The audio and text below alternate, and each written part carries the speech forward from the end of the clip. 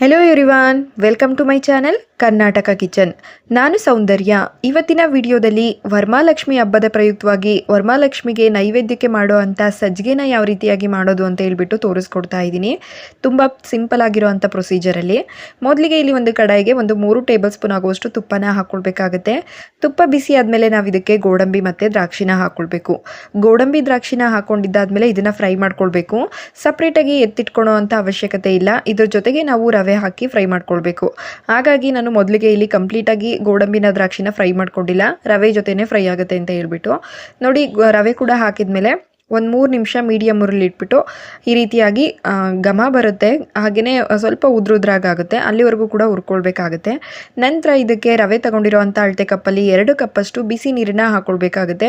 ತಣ್ಣೀರನ್ನ ಹಾಕ್ಕೊಳ್ಬೇಡಿ, ಕಾಯಿಸಿರೋ ಅಂಥ ಬಿಸಿನೀರನ್ನ ಹಾಕ್ಕೊಳ್ಬೇಕಾಗುತ್ತೆ. ಹಾಕ್ಕೊಂಡಿದ್ದಾದಮೇಲೆ ಮತ್ತೆ ಈ ರೀತಿಯಾಗಿ ಚೆನ್ನಾಗಿ ಮಿಕ್ಸ್ ಮಾಡ್ಕೊಳ್ಳೋಣ. ಸ್ವಲ್ಪ ಗಟ್ಟಿ ಅನ್ನಿಸ್ತಾ ಬರುತ್ತೆ, ಆವಾಗ ನಾವಿಲ್ಲಿ ಹಾಲನ್ನ ಸೇರಿಸ್ಕೊಳ್ಬೇಕು. 1 ಕಪ್ ಆಗುವಷ್ಟು ರವೆಗೆ 1 ಕಪ್ಪು ಹಾಲು, ಹಾಗೆ 2 ಕಪ್ ಆಗುವಷ್ಟು ನೀರನ್ನು ತಗೊಳ್ಬೇಕಾಗುತ್ತೆ. ಹಾಗೆ 1 ಕಪ್ಪಷ್ಟು ಸಕ್ಕರೆನೂ ಕೂಡ ಯೂಸ್ ಮಾಡ್ಕೊಳ್ಬೇಕು. ನೋಡಿ, ಈ ರೀತಿ ಸ್ವಲ್ಪ ಗಟ್ಟಿ ಬಂದಮೇಲೆ ಇದಕ್ಕೆ ಹಾಲನ್ನು ಸೇರಿಸ್ಕೊಳ್ಬೇಕಾಗುತ್ತೆ. ಹಾಲು ಕೂಡ ಹಾಕಿದ್ದಾದ್ಮೇಲೆ ಚೆನ್ನಾಗಿ ಮಿಕ್ಸ್ ಮಾಡ್ಕೊಳ್ಳೋಣ. ಕಾಯಿಸ್ಕೊಂಡಿರೋ ಅಂಥ ಹಾಲು, ಇದನ್ನು ಕೂಡ ಕಾಯಿಸಿ ತಣ್ಣಗಾಗಿರೋ ಅಂಥ ಹಾಲು. ನೋಡಿ, ಈ ರೀತಿಯಾಗಿ ಸ್ವಲ್ಪ ಗಟ್ಟಿ ಬರುತ್ತೆ ಎಲ್ಲ ಇಂಗ್ರೀಡಿಯೆಂಟ್ಸ್ನೂ ಹಾಕಿದ್ಮೇಲೆ. ನಂತರ ಇದಕ್ಕೆ 1 ಕಪ್ಪಷ್ಟು ಸಕ್ಕರೆ ಹಾಕ್ಕೊಳ್ತಾ ಇದ್ದೀನಿ. ಸಿಹಿ ಸ್ವಲ್ಪ ಜಾಸ್ತಿ ಇಷ್ಟಪಡೋರಾದರೆ ಮತ್ತೆ 1 ಸ್ಪೂನಷ್ಟು ಸೇರಿಸ್ಕೊಳ್ಳಿ. ಆದರೆ ರವೆಗೆ ಈ ಪ್ರಮಾಣದಲ್ಲಿ ಸಕ್ಕರೆ ಅನ್ನೋದು ನಮಗೆ ಕರೆಕ್ಟಾಗಿ ಬರುತ್ತೆ ಸಿಹಿ. ಸಕ್ಕರೆ ಕೂಡ ಹಾಕಿದ ಮೇಲೆ ಮತ್ತೆ ನಮಗೆ ರವೆ ಅನ್ನೋದು ತಡವಾಗುತ್ತೆ. ನೋಡ್ತಾ ಇದ್ರಲ್ಲ, ಈ ರೀತಿ ತೆಳ್ಳಕ್ಕಾಗುತ್ತೆ. ಇವಾಗ ಇದಕ್ಕೆ ನಾವು ಸ್ವಲ್ಪ ಏಲಕ್ಕಿ ಪುಡಿನ ಹಾಕ್ಕೊಳ್ಬೇಕಾಗುತ್ತೆ. ಏಲಕ್ಕಿ ಪುಡಿ ಹಾಕ್ಕೊಂಡು ಚೆನ್ನಾಗಿ ಮಿಕ್ಸ್ ಮಾಡಿಕೊಂಡು ಮೀಡಿಯಮ್ ಉರಿಲಿ ಮಾಡ್ಕೊಳ್ತಾ ಇದ್ದರೆ ಸ್ವಲ್ಪ ಗಟ್ಟಿ ಬರುತ್ತೆ. ನೋಡಿ, ಈ ರೀತಿ ಅದಕ್ಕೆ ಬಂದಾಗ ಸ್ವಲ್ಪನೇ ತುಪ್ಪ ಹಾಕ್ಕೊಂಡು ನಾವು ಮಿಕ್ಸ್ ಮಾಡ್ಕೊಳ್ಬೇಕಾಗುತ್ತೆ. ತುಪ್ಪ ನೀವು ಸಜ್ಜಿಗೆಗೆ ಎಷ್ಟು ಹಾಕ್ಕೊಳ್ತೀರೋ ಅಷ್ಟೇ ಟೇಸ್ಟ್ ಚೆನ್ನಾಗಿರುತ್ತೆ.